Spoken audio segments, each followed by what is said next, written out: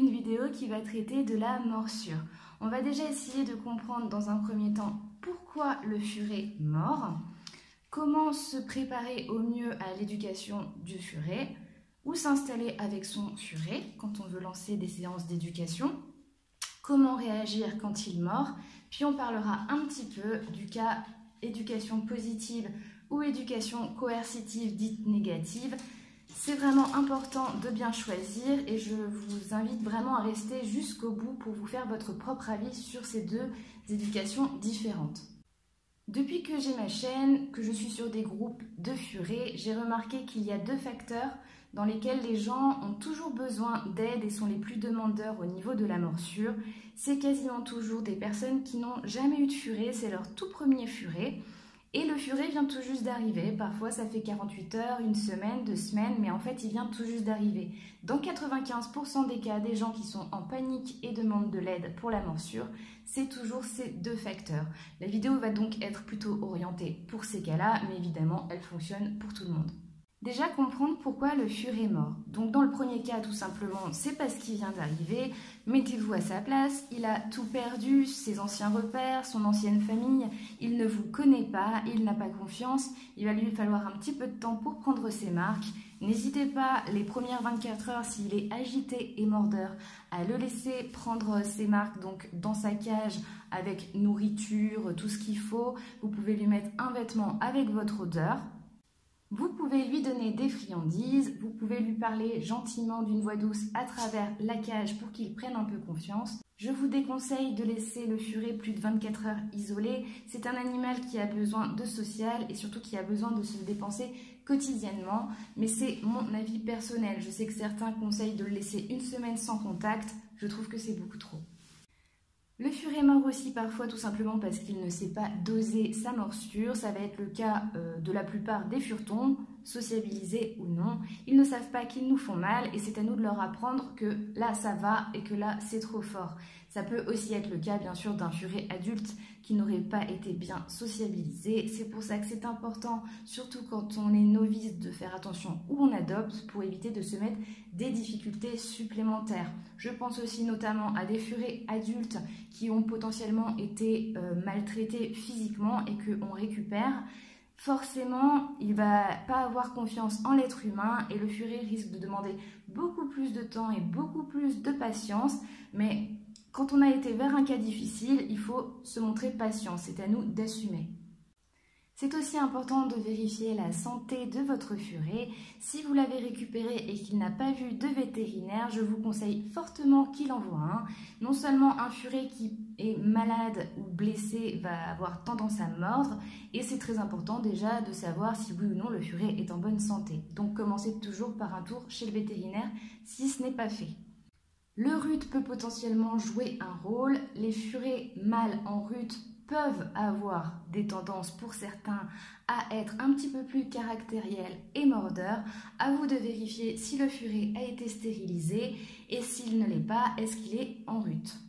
L'alimentation est évidemment aussi importante. Le furet a besoin d'avoir de la nourriture H24 à disposition.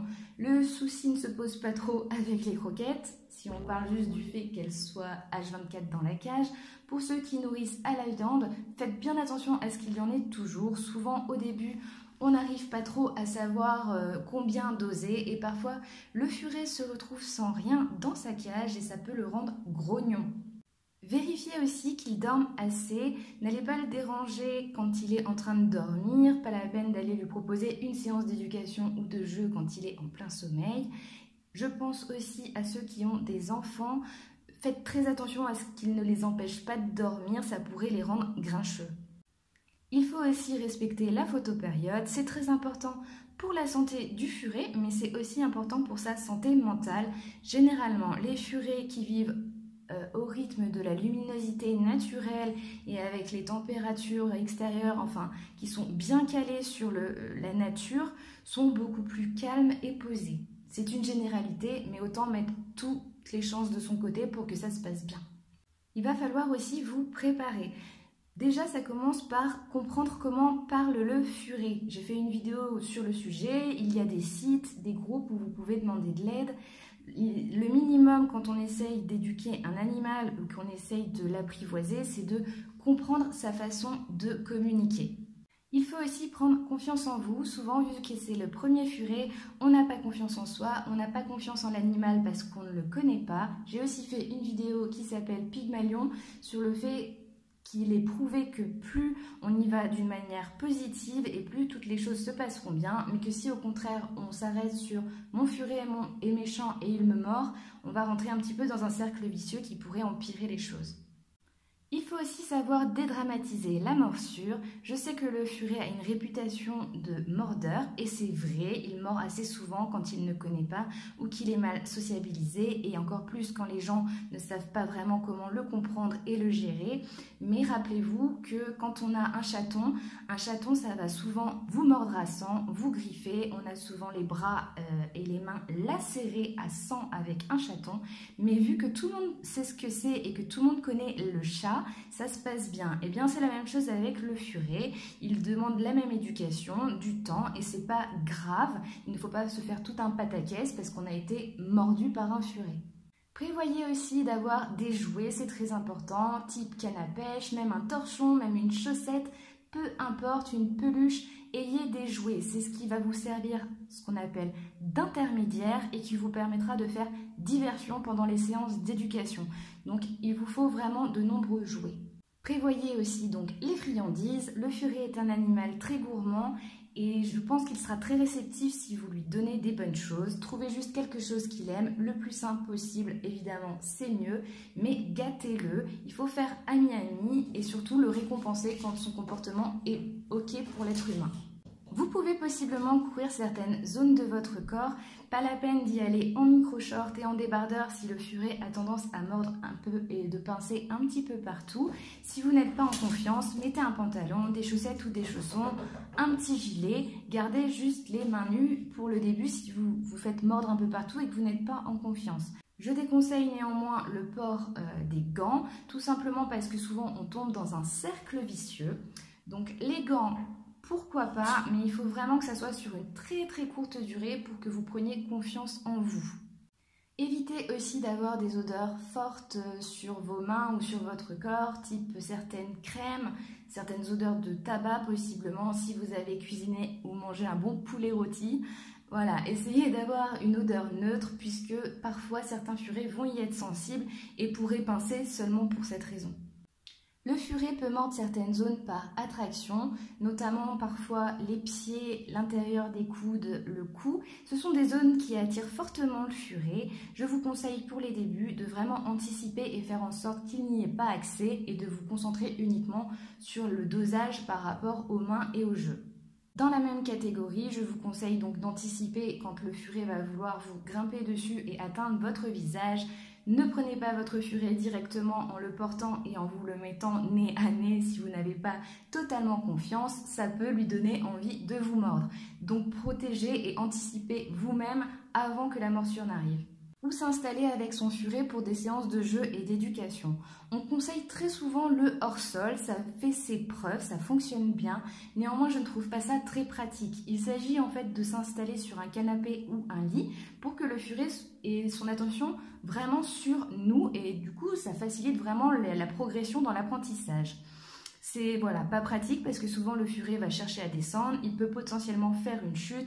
Un furet pendant une séance d'éducation peut avoir envie de faire pipi ou caca. Je trouve pas ça pratique d'avoir des litières sur les lits ou les canapés. Donc ça fonctionne mais ce n'est pas pratique. Vous avez tout ce qui est parc ou petite pièce. Je pense personnellement que c'est le meilleur choix. Il faut que la pièce soit donc petite et sécurisée, qu'il n'y ait pas trop à fureter à droite à gauche. Dans ce cas-là, c'est parfait. Le furet a de l'espace, ne risque rien, mais peut venir vers nous. Ça me semble plus adéquat. Évidemment, si vous vous rendez compte que votre furet en hors-sol ou dans un petit parc, etc. est beaucoup plus mordeur, qu'il est beaucoup plus cool par contre quand vous le laissez vaquer à ses occupations, laissez-le vaquer à ses occupations.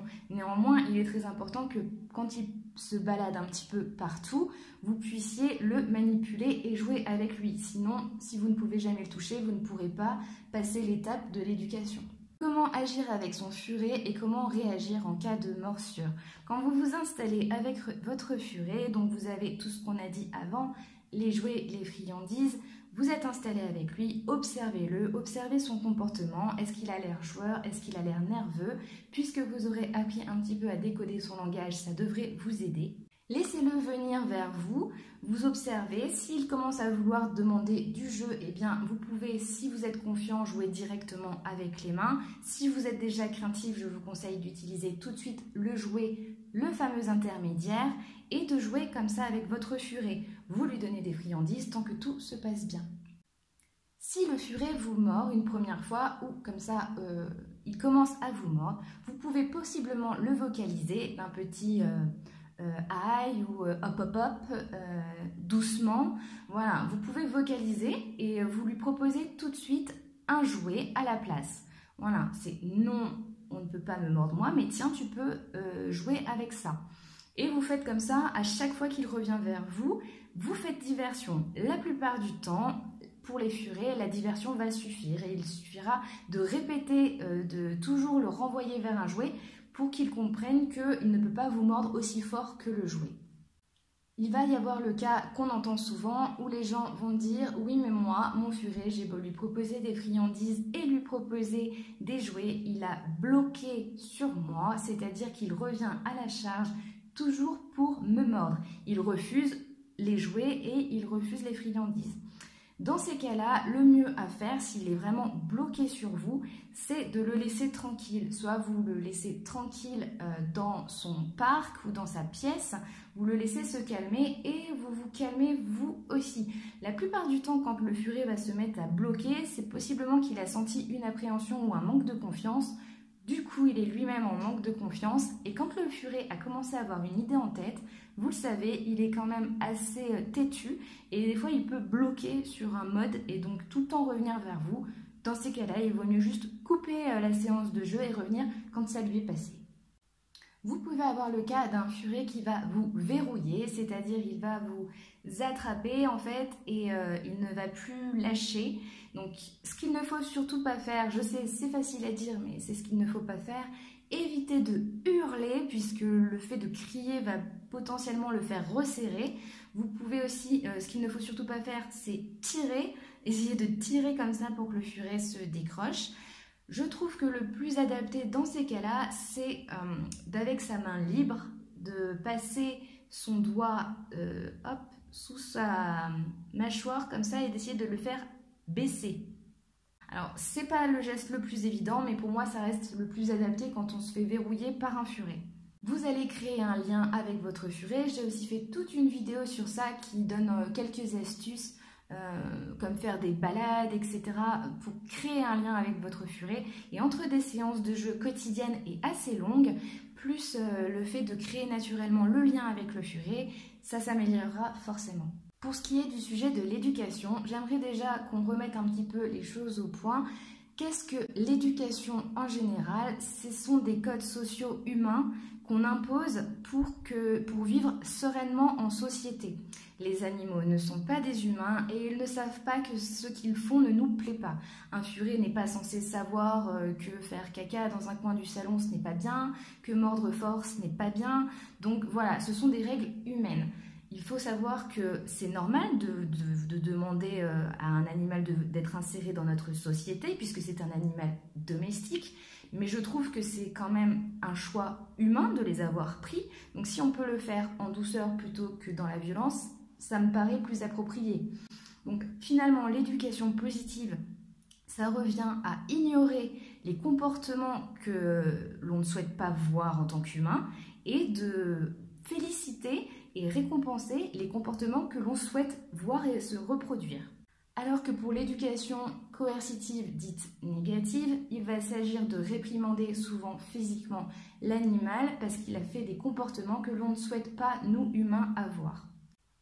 Les réprimandes physiques peuvent aller de la peau du cou à tirer les oreilles, mordre, faire avaler de l'ail, picher le nez, tout ça reste de la violence. Je suis vraiment désolée pour ceux que je vais vexer, mais oui, faire ça sur le nez de son furet, c'est de la violence. Faites-le vous déjà vous-même avec vos doigts, vous verrez que ce n'est pas agréable. Maintenant, imaginez qu'un géant vous le fasse et que vous ayez un petit nez comme une petite muqueuse comme ça, toute douce Je vous assure que ça fait mal. Si on essaye de comprendre d'où vient l'éducation coercitive dite négative, où on réprimande physiquement, elle va souvent venir du fait que les personnes qui la conseillent et la prônent ou l'exécutent pensent qu'il y a une histoire de domination. C'est-à-dire que si le furet mord, c'est qu'il veut nous dominer. Par exemple, vous allez avoir le cas du chien, je donne l'exemple d'un chien. Si le chien monte sur le canapé et que quand on arrive en lui demandant de descendre, il grogne, c'est qu'il essaye de nous dominer. Vous avez donc toute cette idée que des animaux veulent dominer l'espèce humaine et que l'humain doit les dominer en retour pour s'imposer. C'est totalement faux. Il n'y a aucune preuve scientifique que la domination interespèce, c'est-à-dire que des animaux de telle ou telle espèce voudraient dominer d'autres espèces, ça n'existe pas. C'est une création et une mauvaise interprétation de l'homme. Par exemple, un chien qui va monter sur le canapé et qui va grogner, ce n'est pas qu'il veut dominer, c'est qu'il va probablement faire de la protection de ressources. Un furet qu'on attraperait par la peau du cou et qui bâille, ce n'est pas qu'il montre qu'il est soumis, c'est juste un réflexe. C'est parce que les gens mélangent les codes et les comportements qu'il y a toute cette éducation coercitive et punitive physiquement alors qu'elle n'a pas lieu. D'ailleurs, essayez juste, si vous y croyez, de vous poser cette question. Est-ce que lorsque vous allez vous asseoir sur une fourmilière et que les fourmis vont vous mordre, vous allez vraiment vous penser que les fourmis essayent de vous dominer? Je ne crois pas. Si l'on admet qu'il n'y a donc pas de domination interespèce, pourquoi l'éducation coercitive négative, donc les réprimandes physiques, fonctionnent? Eh bien, c'est pas parce que le furet ou l'animal accepte d'être dominé, mais tout simplement parce qu'on va le briser. C'est-à-dire qu'il va avoir mal, il va avoir peur, il aura peur et du coup, il va arrêter ce comportement parce qu'on va le casser. De plus, lorsqu'on utilise des méthodes dites coercitives négatives, autant parfois certains animaux, enfin certains furets vont accepter d'être brisés et d'accepter les règles assez rapidement, mais certains vont le vivre extrêmement mal et vont répondre par la violence. Ça va donner un cercle vicieux, le furet nous mord, on lui fait mal, il nous remord, on lui fait mal et on ne s'en sort plus. Personnellement, je l'ai vécu puisque quand j'ai eu Pixie, je n'y connaissais rien et j'ai vraiment pris des conseils partout. J'ai tout essayé et quand j'ai fait peau du cou, etc., eh bien, c'était pire. Elle était vraiment encore plus mordeuse. J'avais finalement opté pour l'isoler, ce que j'ai conseillé d'ailleurs dans le passé et ce que je ne conseille plus à l'heure actuelle puisque finalement, l'isolement est une sorte de mélange entre du positif et du négatif. On est positif dans le sens, si le furet fait bien, on récompense, mais c'est négatif de l'isoler, donc dans une cage, etc., quand il ne fait pas le comportement souhaité. Il vaut mieux toujours ignorer le comportement qu'on ne souhaite pas. Je déconseille aussi fortement de mélanger les deux types d'éducation. Non seulement vous ne saurez pas vraiment ce qui a fonctionné et vous risquez de vous perdre et de perdre le furet en étant un coup gentil et soft et beaucoup plus dur. Mais évidemment, ce n'est que mon conseil. C'est quand même plus agréable de savoir que le furet a arrêté parce qu'il nous fait confiance et qu'on part d'égal à égal plutôt qu'il a arrêté parce qu'on se croit supérieur à lui et qu'on veut pas qu'il nous domine. C'est un choix personnel. Et voilà, j'espère que cette vidéo vous a un petit peu éclairé et surtout qu'elle vous motivera à aller vers des méthodes douces plutôt que moins douces. En tout cas, je vous le souhaite pour vous et vos petits puants. Et je vous dis à bientôt pour une prochaine vidéo. Allez, salut tout le monde!